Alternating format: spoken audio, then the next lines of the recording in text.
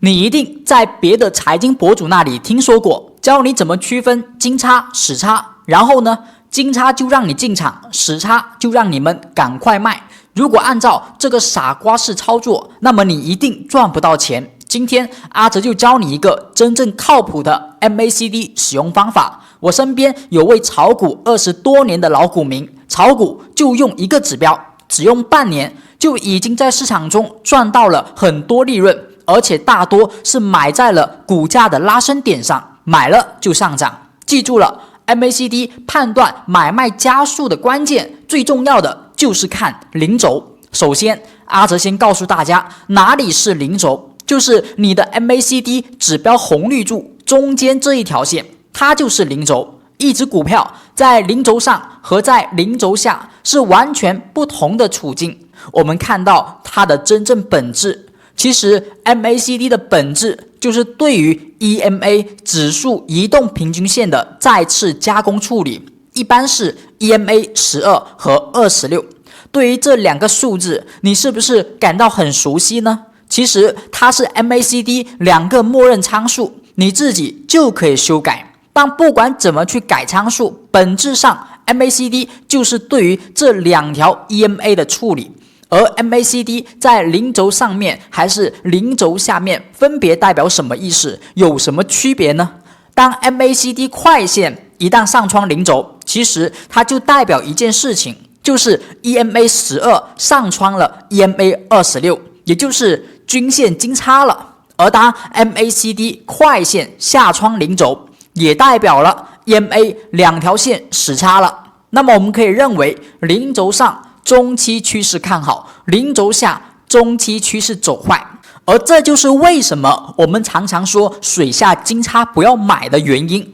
因为趋势不好，你去买最多赚个反弹，而拉升行情9%都出现在水上，也就是上升趋势中，你水下买是不可能抓到拉升行情的。阿哲近期已经分享了3种水下金叉的处理方案，今天我们学这个能让你抓到拉升行情的加速点， MACD 金叉第4买点，佛手向上。第一次来的朋友也不要忘记订阅阿哲频道，日常解析美股行情，分享你用得到的技术分析技巧。先看基础形态，首先MACD 需要形成金叉，而后 DIF 线，也就是 MACD 的快线，在金叉后运行一段时间，出现了对于 DEA 也就是 MACD 的慢速线它的靠拢，而在靠拢两线靠近的过程中， MACD 的绿柱一直在萎靡，在变短，但 MACD 它的能量柱却一直是绿色的，说明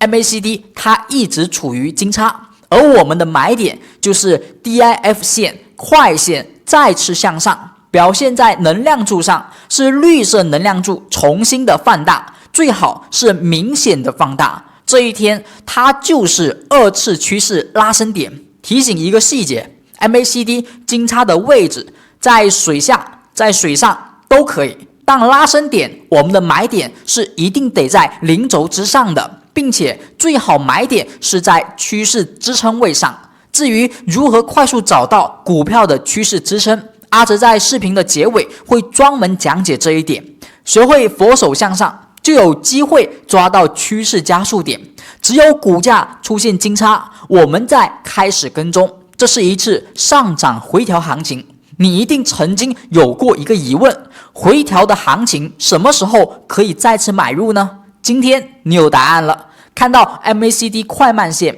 不断的靠拢， MACD 绿色能量柱也不断的缩短，不断的萎靡，但哪怕如此，它也一直没有发生死叉行为，那么就有机会出现佛手向上加速点。当股价出现跳空阳线，而下方 MACD 绿柱不再缩短，而是再一次的变长，那它就是我们认为的2次启动拉升点。一般后续的上涨幅度会超过第一段上涨空间，也是我们常听说的小三浪行情，从这里开始走出了加速行情。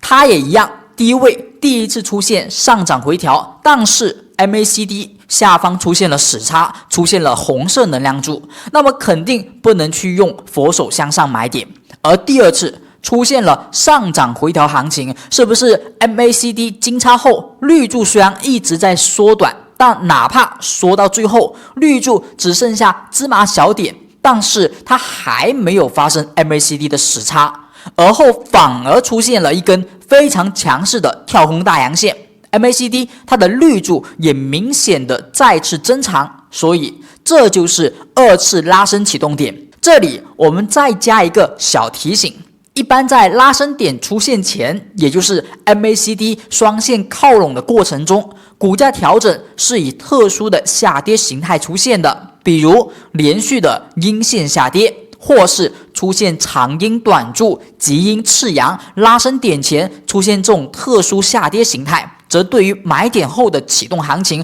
会有更大的帮助。而拉升点的低点，我们可以作为常规的防守位，不过一般阿哲更希望你用不到它。如果你发现你买入后价格还回踩了，甚至是跌破了拉升 K 线的防守位，很多时候意味着后续行情大概率不会过于强势，因为真正强势的行情在拉升启动点后是很少会回踩这个防守位的。而实战中我们需要注意的还有就是中短线趋势它的支撑和走向。上一期视频中小鸭出水买点，我们用的是60天均线辅助，意味着要观察中期趋势，配合底部结构，把握波段上涨。但今天我们要买的是拉升启动点，那么60天均线就不太合适，所以图中阿哲用的是21天参数，中短期均线参数。当价格出现佛手向上，最好它是在21天均线上，并且21天均线也是向上走的，而价格并没有跌破均线，或者和均线还有一定的乖离，这种行情趋势下，该标的短线才更有可能出现启动加速机会。当然，一般这个价格与21天线的乖离不建议太远，你要特别注意，要及时筛选掉已经出现小三浪行情加速的标的。如果股价在当前价位短期已经出现过加速，那哪怕后续出现佛手向上再次加速的希望也是非常渺茫的。我们看到这个行情图表， MACD 在水下出现死叉，这可以关注吗？可以的，因为佛手向上，我们不要求死叉的位置究竟是水上还是水下。当股价止跌突破了21天均线，而后缓慢爬升，而底下 MACD 双线也缓缓升起，最后突破了零轴进入了水上，而在这个过程中21天均线没有出现有效破位，并且一直方向朝上， MACD 双线不断的靠拢，但它就是没出现死叉信号。所以当图表中出现强势上涨阳线， MACD 绿柱再次放大，它就是拉升点。